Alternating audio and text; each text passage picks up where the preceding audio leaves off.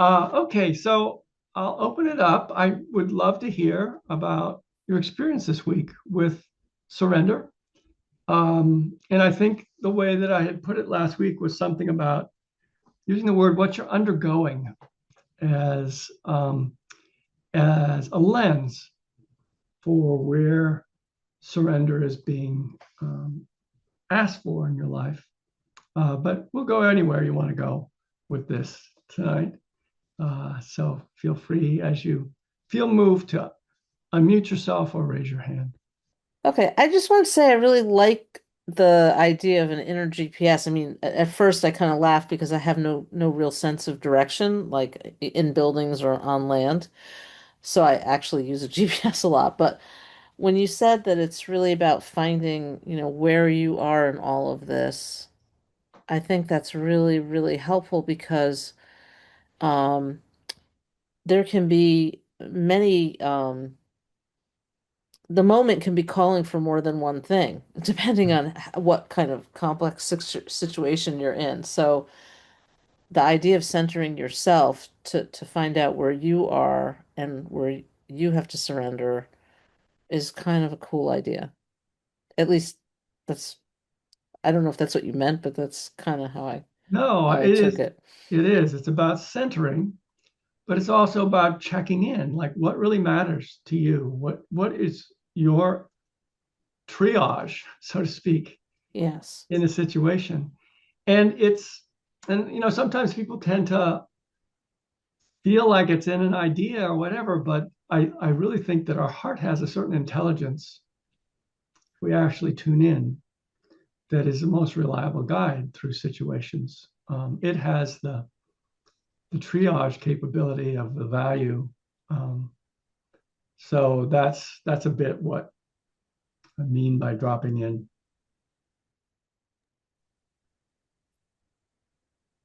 So I love that phrase, life is as much what we undergo as it is what we undertake. Like that was just such a great phrase for me to hear, and I've been thinking about it a lot.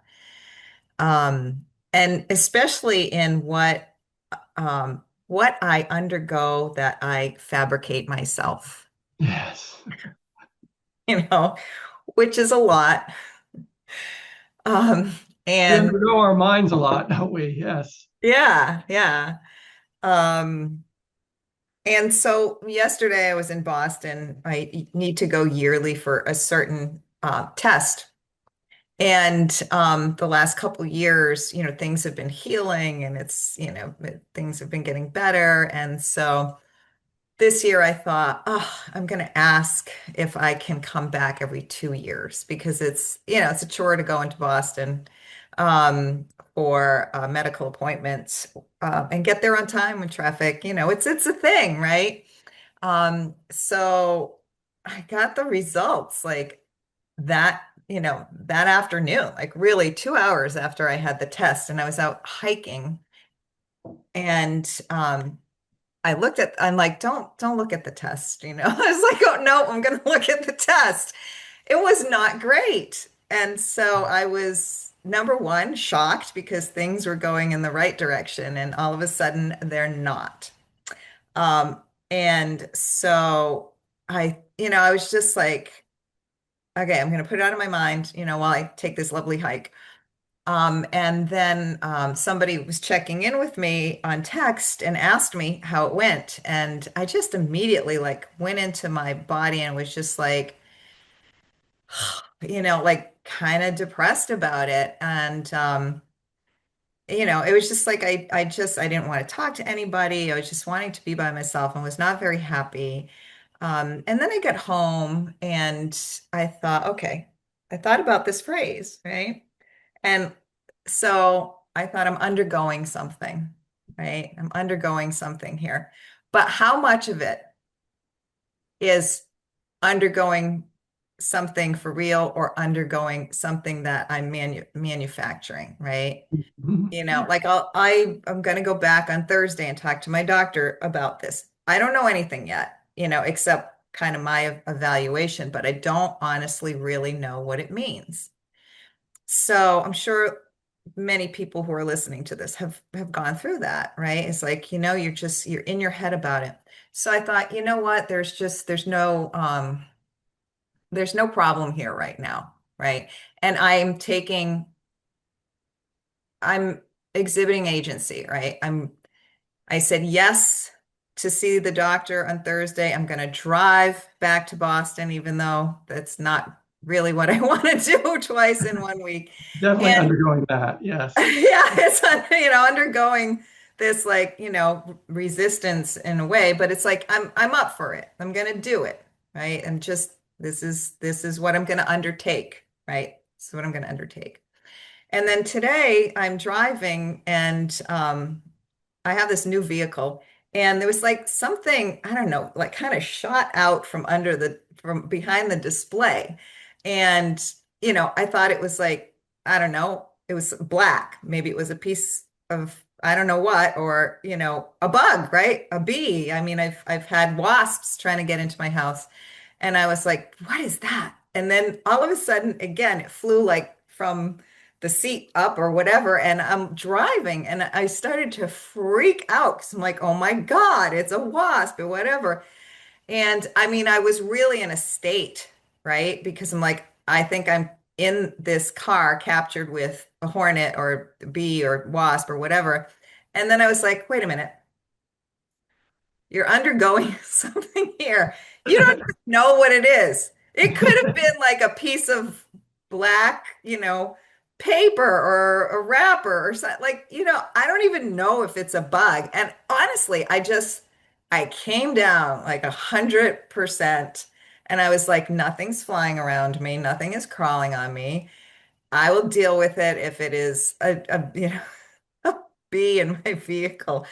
And I drove home the last like 5 minutes in total calm and peace. And I got out and I looked around and honestly, I could find nothing, zero, nothing. I don't know. And it like went under the kind of like between the seat. And I thought, is this like the universe playing this little trick on me to just get me to see this lesson better? Or, is that, well, either way, whether it was a bug or not, it Yeah. was like, wow, I was in such a state, like honestly ready to pull over and jump out of my vehicle because I was so freaked out by this. And it really literally turned out to be nothing. So, um, I just thought it was pretty funny. Well, thank you. That's really a really important point about, a lot of what we undergo is what we're creating in our own heads. It's also true, I think, that sometimes we can't stop doing that. In your case, you found the phrase that would allow you to do that. It allowed you to like release it. But there's certain times when we're just, present with reactivity, and that's what we're doing. That's just something to undergo. And when you get a shock, when you get shocking news, especially about your health, and you don't know what's going to happen, um, all sorts of parts of you start to like Twitter and vibrate, and there's some shift here. We're human beings. We got this. It takes a bunch of stuff for us to settle into a new thing we didn't expect.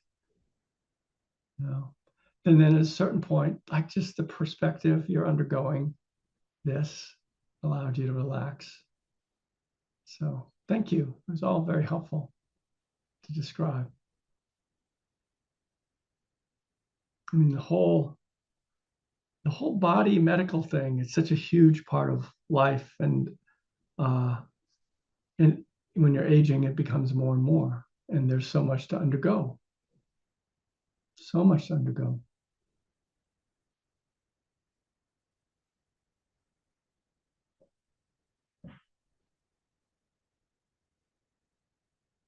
So who else would like to speak?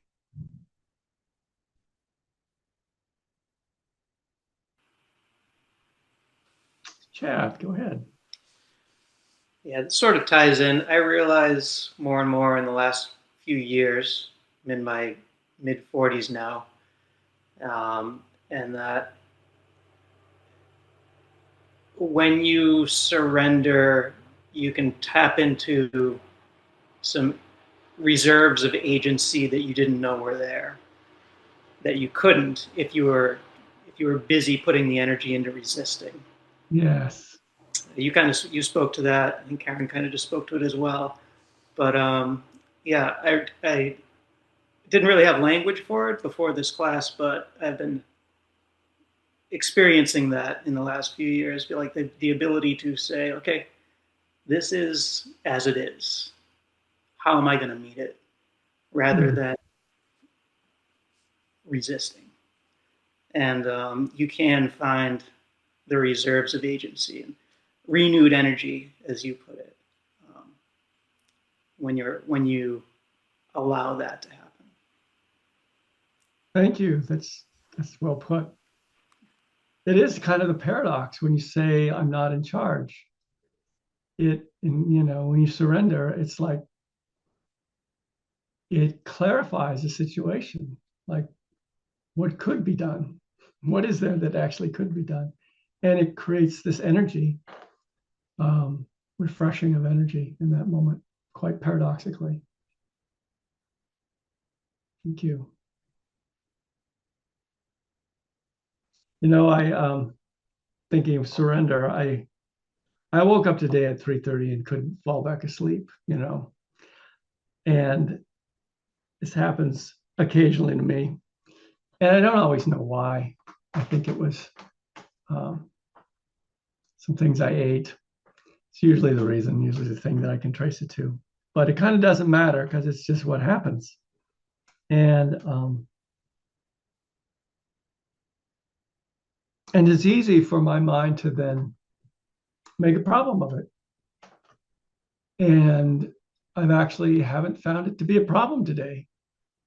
Uh, maybe I will in another hour or so. I'll start to fade. But there's this sort of way that the mind plays prophet in trying to, anticipate some bad thing that's going to come out of something. And I found that, just go through the day. And so there was, I thought about it in terms of this class, since, part of what is good for me about teaching these classes is I have to take my own medicine, you know? And so when I'm teaching a class on surrender, it begins to like highlight for me, like, what is this calling for? Well, I didn't get up, but I laid in bed for about an hour before I got up just to see if I could fall back asleep. But it was time to get up when I got up and then just see how the day went.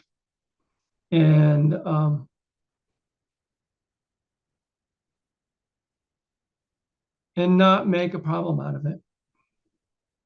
So the surrender was the surrender of my ideas of what it meant, my surrender of the worry about, I'll be too tired for my class. I'll fall asleep leading meditation. I don't think I've ever fallen asleep leading meditation. It's the nice thing about leading meditation. I've fallen asleep in a lot of meditations, I have to say, but they're never the ones that I'm leading. They're always the ones when there's nobody watching. There's something about doing this. And there's something that's energizing about it too, um, that allows it all to work. So um, there's my little contribution about surrender, what surrender has meant today, at least one example. Who else would like to speak? Yeah, Paula.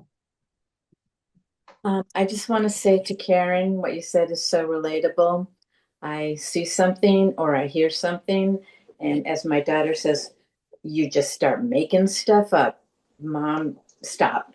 And I really have been trying to work on that, but it's hard. It's hard to break. Um, Another thing I want to say is I did Qigong today, and at the end of the class, the teacher read a poem about surrender. And I thought that was very timely. And I've Nice. been working on surrender realizing that I can't control people, I can't control my dog, I can't change anyone. I know how hard it is just to change myself. So I've been trying to give my dog enough rope and let him sniff what he wants, and there's not a pull back and forth. It's trying to make things easier with the humans and the animals that I have to deal with every day. Beautiful. Yeah, I can relate to that. Surrendering Yeah. to an aging dog. Gosh, when she was young, I used to get a good walk out of this. Now we walk 2 steps and, you know, Oh. very different. And it's like, it's like the human condition, what you and Karen have talked about. We make so much up as human beings. Mhm. It's the downside of our incredible ability of the mind to conceptualize and imagine. I mean, it's a gift, but it has this downside is that we imagine the future and then we believe that it's what we are imagining. And we can imagine all sorts of negative possibilities before they've even happened. And then we can have ideas about what should be that we're always applying to reality as if they're real, as if our ideas of what should be actually apply to a situation, to a person. And so we're often trying to change something based on something we've made up about how they should be, or even how I should be. That is um, our burden as human animals, is this profound ability to imagine. And it's how we've created our world. It's how we can construct a building. It's how we, construct our lives. But it has this capacity to just apply things to the moment that don't really exist. Yeah, so the phrase from last week that was really powerful for me was it's like this, or it's like this right now. Mm. And I wasn't actually thinking about it as related to surrender when I was doing it. It felt like it felt like a mindfulness thing. It was bringing me into the moment. But listening to you and other people sharing today, I'm realizing um, it's at the very least like the first necessary step to surrender. Yes. Because like you have to orient and like let in whatever is happening. Um, I think um, I think I often don't take the time to do that. It's like you're acting or reacting and you haven't even really like oriented to what is happening right now or fully taken it in.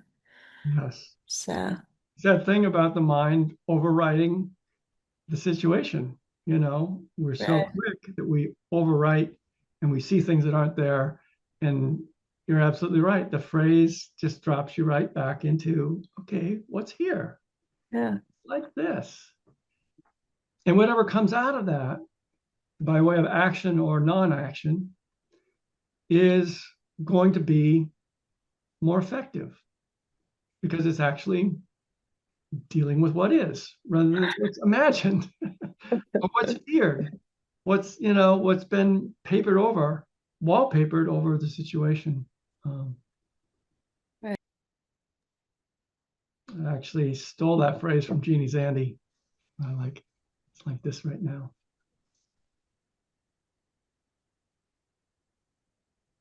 So JP, go ahead. I think from last week, what has really struck me is when you asked us to make a short list of what we're undergoing right now. And so I went ahead and did that, while we were sitting here. And then the second question about how is that going for me? And it was a couple days before I went back and looked at my list and considered the exercise. And I had a few more things that I was undergoing. And when you had said, likely there'd be more coming up. But just that second question of how that is going for me, maybe it's kind of like what is here now. But it just was I felt it's as such a compassionate action for myself. I really was feeling to ask that question is a to ask that question, but also both questions. What am I undergoing right now? Mm-hmm. I don't feel like I often have the permission to explore that so explicitly. So there was that. It was like new ground. And that it all also, and then the second question is, how is it going? Was also just it filled me with empathy. I wasn't creating like, oh, that's empathy. It was like, oh, I feel this is a really nice thing to do for myself. And it's a terrible list of things to consider. Yeah. It's daunting. So that's almost as far as I got with it, but I thought it was so notable that it generated this sense of kindness Beautiful to myself.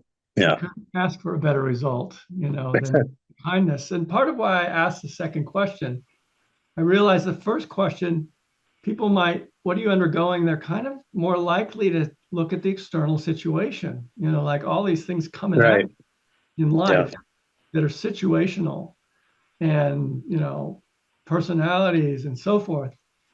And in that kind of surveying, what is often left out is, and where is it landing with me? Yeah. What am I actually undergoing? Because that's, what is it? What's Right. happening here is you're really undergoing. Yeah. Yeah. And so tenderness toward yourself, kindness, beautiful. We're all undergoing so much. I mean, Mm-hmm. it's astonishing what you live through in life. Yeah. But each human being lives through. It's different. People have different things happen to them, but it's really astonishing what all we're going to face in life. And there it is. You might as well be kind to yourself because it's not easy to be here. Yeah. It's not easy to be a human being. Yeah. Yeah, it's really something to bear. Yeah. Thank you. You're welcome. Yeah.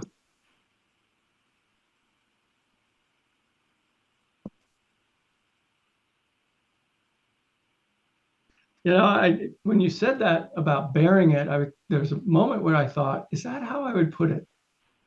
And one of the reasons I like undergo is that the word go in it, there's movement, you undergo something. It's something you're going through. And in the word itself, there's a sense of going through it.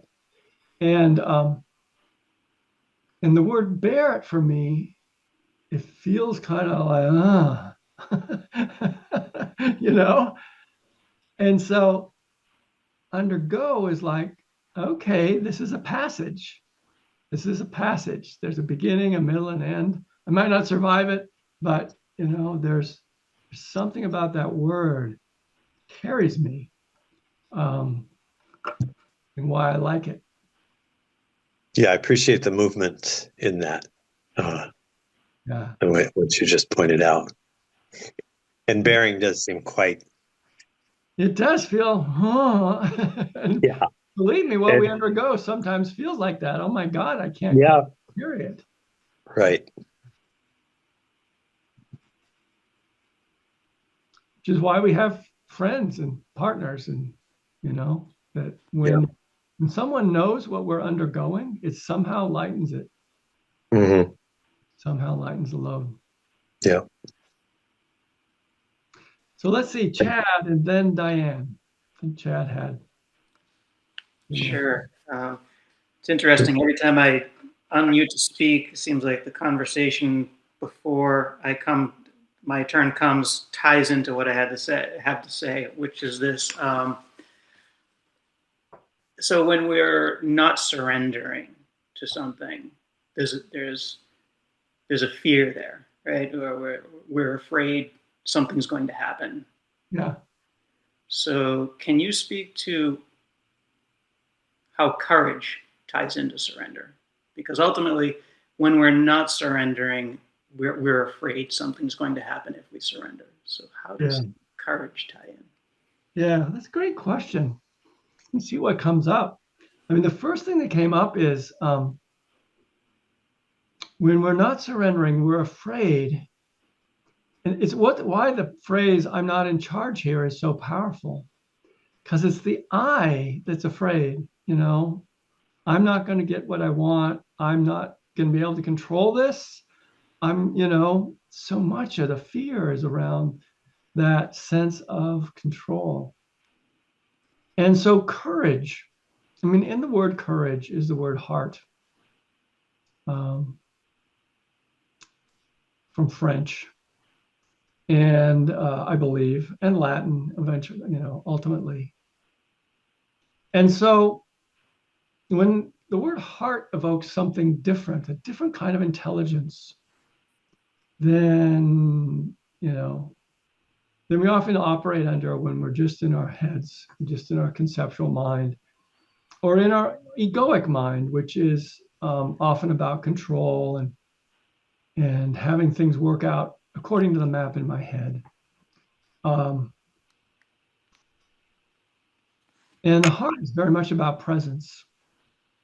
So in that moment when, as Nancy was saying, that powerful phrase, and it's like this right now, where you actually let in what's happening, there's a relaxation that happens in that. I don't know that fear disappears because you do that. It's like this right now. I'm afraid. Karen just jumped in the messages. I think it was Karen, and I didn't have my glasses on, but I think it said something like, "Courage is acting even if you're afraid." Yes, yeah. Courage is acting even though you're afraid. So when you admit you're afraid, suddenly your heart opens to it, right? Just to admit it is sometimes hard for people. This is about fear. And then there's presence with it. And it's like this right now. I'm afraid. And I think courage arises from that. The moment calls for something to do that involves fear. I'm not sure I'm quite putting my finger on it verbally, but there is this moment in courage of surrender. Yeah, I think so, and I think it makes undergo appropriate because there is that movement you're going through something. Yeah, yeah. And it the strength of courage, of genuine courage, I think, comes from acceptance, comes from a deep place of acceptance. Even if that's done in an instant, you hear about people who do courageous acts, and it's like from their heart they do something risky for someone else, and they save them, or they don't save them. But we all kind of respond as human beings to that, like with admiration for that courage. But I think what they're demonstrating is that this is what the heart intelligence does. It does this kind of calculus, which is not the calculus of the head, which might say, oh, I don't want to get, I don't want to get involved there, or I don't want to take that risk. the head is very much like that, where sometimes just the heart, it has a certain strength, it has a certain power to it. And so when you just, I think that much of the key to fear is admitting that you're afraid. And it's often the case when people are resisting that they're not fully admitting the fear. They're not coming right up to the fear and saying, this is what's happening right now. I'm afraid, you know. To take the example that I kind of threw in my talk, procrastination, I think there's fear there. What is the fear? What is the fear if you actually face the thing that you're putting off? And stood by yourself, which is the thing that the heart can do. The heart can stand by ourselves. We can stand by ourselves. And yet, so often we don't do that. Um,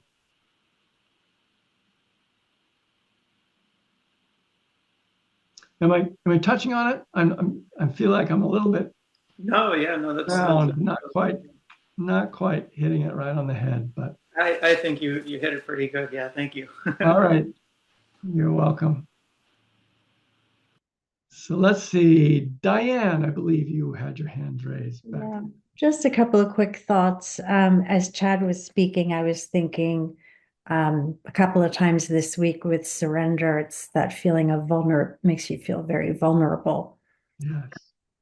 I jotted that word down a couple of times this week. Another thing that happened this week, I'm on some email list from someone who writes about Stoic philosophy. And it was sort of a timely email, and it was a way to sort of reframe, where is it? Something happening to me versus something happening for me. And with the things I've been struggling with this week, I was talking about it with someone today, and they said, well, okay, what can what potentially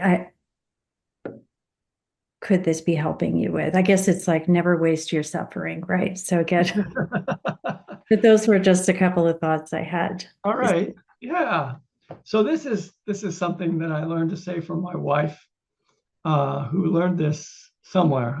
I can't even give it a good footnote, but it was, what is right about this that I'm not getting?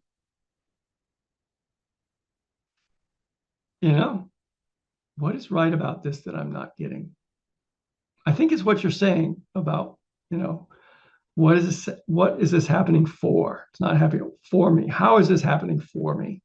Um, it's the good old reframe, and it can be very powerful. All right, thanks.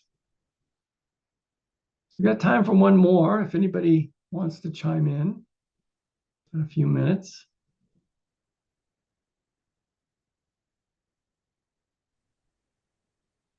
Sure, Jean. I think the thing that's striking me tonight is the way we use pronouns in a way that when you're really in a purely experiential state, they're pointing to something, they're signifying something. And I think part of the surrender in my experience is letting go of those constructs. Like there was at one point tonight during the meditation, it was the most grounded and anchored I'd felt in my body in an experiential way. When you were talking about how we can experience the present moment, and surrender to sort of the constellation of sensations we're having. And I think what's sort of striking me as I'm thinking about this tonight, you said something earlier about that inner GPS and how we can tap into our heart to experience who we are, like the you or the I or the me. But I think what's interesting is there's something about this process that feels like surrendering from that as well, if that makes sense. Mhm. And something about this ties into, and I know I've said this in previous classes. One thing that struck me years ago is that idea of like the heart of who we are is sourless, stainless, and secure. And sometimes Yes. I feel like part of what we're surrendering are those aspects of self, those conditioned parts of self that I don't know what the word would be, maybe less skillful, less congruent from the heart energy, I guess. I don't know, Yes. I'm rambling. No, you're bringing back some good things. I always love those three words that come from the Mangala Sutta, the sorrowless, stainless, and secure, as pointing to what we really are at the heart of it all. Even as we are also conditioned beings and we're being drug around and all these things are happening and we're having to deal with, and we have our own conditioning about that, and we're putting all sorts of ideas in it, that there is a presence that is here that can meet it all and is meeting it all, you know, that one of the ways that I put it is that there is what we are at the deepest level is not arguing with what walks into the room. You know, there's something that doesn't argue with what walks into the room of our consciousness. Even as the rest of us are going, you know, what the heck? Why do I have to deal with this? Blah, blah, blah, blah. What consciousness, awareness, I can't even quite find the right word. These words I find kind of anemic, but that in us which is open, it doesn't argue with whatever walks in the room. So maybe we'll stop there tonight, Gene. So go out this week, try out the phrase, I'm not in charge here. Or some of the things that you heard last week, keep working on them about undergoing what you undertake and what you undergo. All that is really helpful. And we'll talk about it next week. Be well.